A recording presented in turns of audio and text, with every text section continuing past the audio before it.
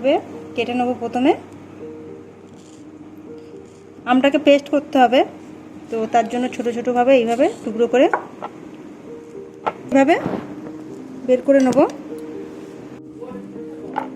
সব আমগুলো এইভাবে কেটে রেডি করে নেব, নিয়ে পেস্ট করে নেব এটাকে, তারপর কেকের ওপর দেবো।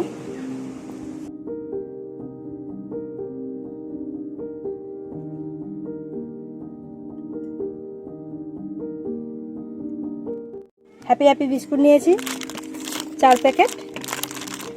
আজকের বানাবো ম্যাঙ্গো কেক। তো 2 রকম লেয়ার করব, চকলেটের লেয়ার আর আমের লেয়ার একটা। আমরা একটা চকলেটের লেয়ার বানাবো, তো তার জন্য হ্যাপি হ্যাপি বিস্কুট নিয়েছি। এগুলোকে গুঁড়ো করে নেব। আর এদিকে এই যে 2টো আম পেস্ট করে নিয়েছি, একটা আমের লেয়ার বানাবো, তো তার জন্য বিস্কুটটা খুব ভালো করে গুঁড়ো করে নিয়েছি। এবার এর মধ্যে দুধ আর ডিমটা দেবো। এর মধ্যে দিয়ে দেবো 2 চামচ কোকো পাউডার,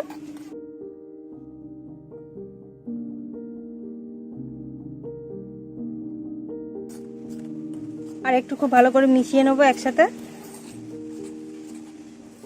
আর দিয়ে দেবো 1 চামচ চিনি, গুঁড়ো করে নিয়েছিলাম চিনির গুঁড়ো। বিস্কুটটা যেহেতু মিষ্টি, তো সেই জন্য চিনির গুঁড়োটা অল্প করে দিয়েছি। একটা ডিম ফাটিয়ে নেবো বেশ সুন্দর করে।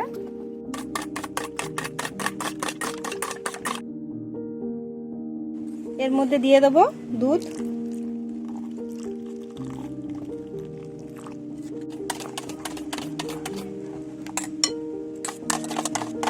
দিয়ে দেবো একটা ডিম ফাটানো।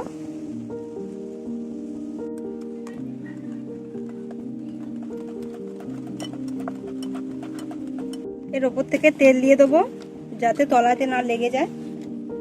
নিচে একটা কাগজ দিয়ে নিয়েছি, এর ওপর কেকটা বসাবো, তলায় যদি লেগে যায় তো তার জন্য দিয়েছি।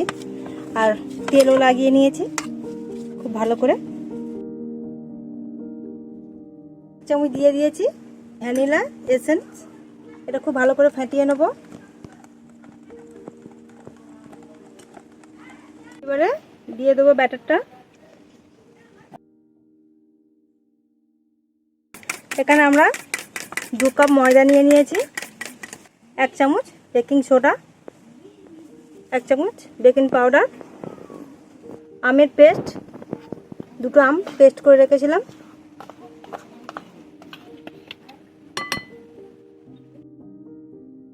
দিয়ে দেবো এর মধ্যে 6 চামচের মতো চিনির গুঁড়ো। একসাথে খুব ভালো করে মিশিয়ে নেব। দিয়ে দেবো 2টো ডিম ফেটানো,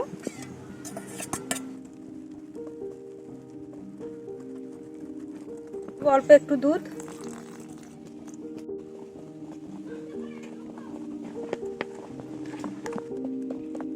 খুব ভালো করে ফেটানো হয়ে গেছে।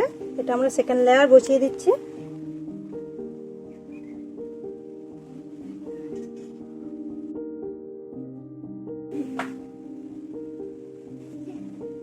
খুব ভালো করে এটাকে সেট করে নিয়েছি। এইবারে তাওয়াতে বসিয়ে দেবো। এটাকে ঢেকে দেবো। এটাকে ঢেকে আধ ঘন্টা রাখবো, তারপরে একটা কাঠি দিয়ে চেক করে দেখবো।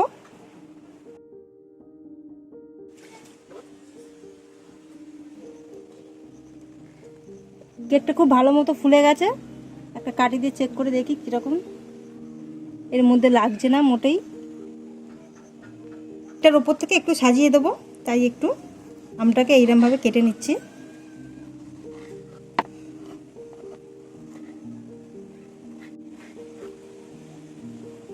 রেডি হয়ে গেছে, নামিয়ে নেব।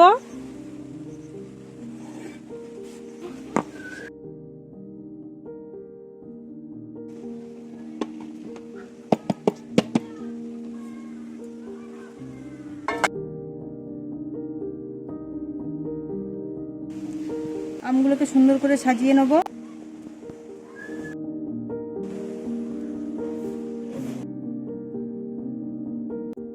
আমাদের আমের কেক পুরোপুরিভাবে রেডি হয়ে গেছে, দেখুন কত সুন্দর লাগছে। আপনারাও বাড়িতে এইভাবে বানিয়ে খেয়ে দেখুন, খুব ভালো লাগবে।